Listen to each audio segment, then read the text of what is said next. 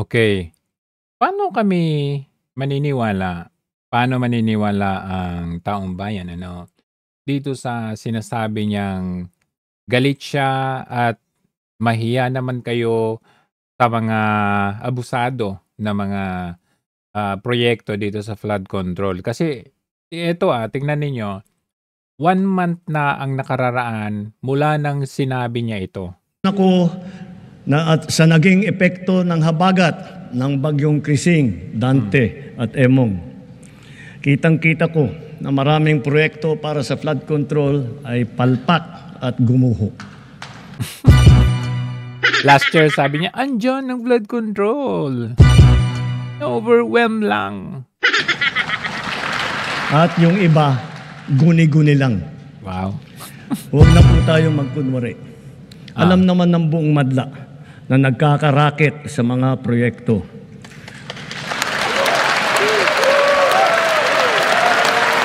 Sabay niwi,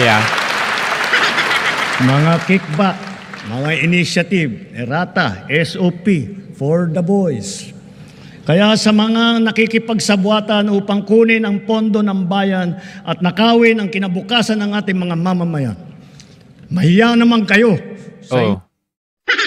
Diba, ang ganda ng kanyang sinabi, ang sarap pakinggan, ang kanyang sinabi na, "Uy, mahiya naman kayo." Isang buwan na yan. Isang buwan na ang nakararaan mula ng kanyang sinabi. At, okay, ito po, 2 weeks ago, ito naman ang kanyang sinabi. Inilatag niya yung mga 15 contractors. Disturbing assessment statistic. 20% of the entire 545 billion budget napunta lang sa 15 na contractor. 15. Sa 15 na contractor na yan, 5 sa kanila ay may kontrata sa buong Pilipinas. Keep Ayan going. isa dyan, SunWest. Yeah, with the flood. Ito na yung listahan. And this is what I was talking about. 5 of these 15 contracts are projects in almost all regions nationwide. Ang justification sa pagpili ng kontratista ay para sasabihin, pagbigyan naman natin yung local. Di ba? Para naman yung mga maliliit na contractor, may trabaho naman sila. So, ibig sabihin, from national to local. Ibig sabihin, nanggaling sa national to local. Alright? Tandaan natin yan. Kasi, sabi ko nga, 1 month ago, sinabi niya, mahiya naman kayo. 2 weeks ago, inilatag niya yung mga 15 contractors. Kasama dito ay yung SunWest ni Zaldico. Okay? Ngayon, hanggang ngayon, wala talaga akong makita na kahit isa man lang, na malaking tao, malaking tae din, na naipakulong o nakasuhan o naimbestigahan. Kasi, tignan ninyo 1 month, sinabi niya to, maya naman kayo. 2 weeks ago, naglatag siya ng 15 na contractors. At isa sa pinakakilala dito ay yung SunWest. Yan.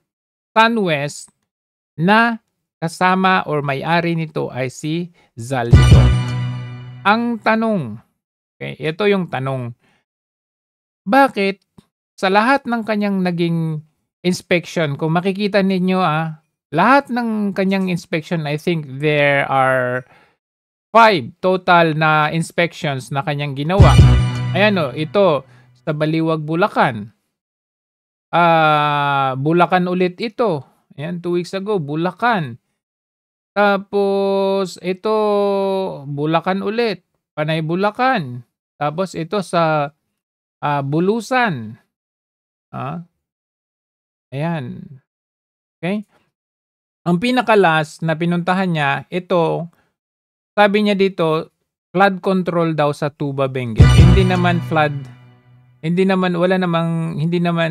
binabaha yung pinuntahan niya dito sa Tuba. Pero ito yung pinaka-last na pinuntahan niya. Sa lahat ng inspections na ginawa niya, meron ba ni isa dito? Or meron ba sa mga sites na pinuntahan niya na ang may proyekto ay SunWest? Wala, 'di ba? Wala talaga tayong makitang malaking tao na naipakulong or naimbestigahan. Baka sabihin nila, meron naman yung DPWH na pinakasuhan nitong si Leviste. Hindi yun eh. Kasi bribe yun eh. At saka hindi malaking tao yun kasi DPWH. Itong si Leviste ay congressman.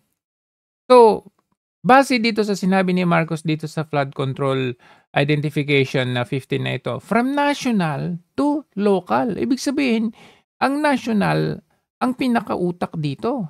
Ibig sabihin yung mga congressmen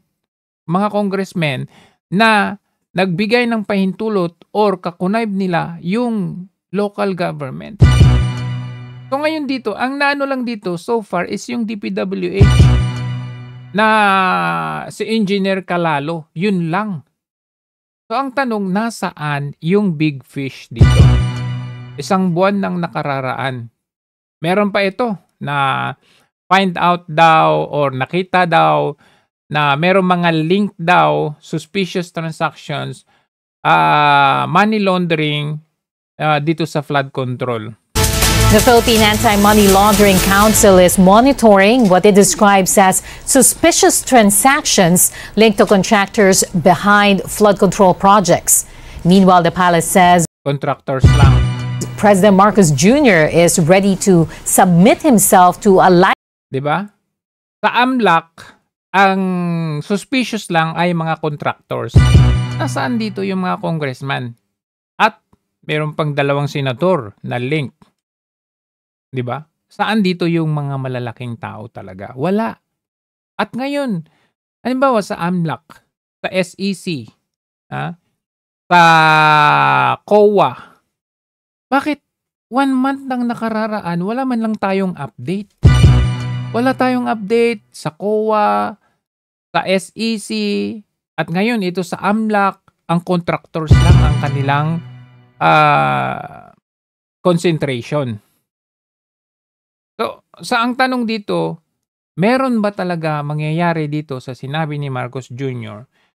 na mahiya naman kayo o wala? Hanggang salita lang. Kagaya yung ginawa niya last year na sinabi niya na 5,500 flood control ang natapos na, tapos kinaumagahan, binaha ang Pilipinas.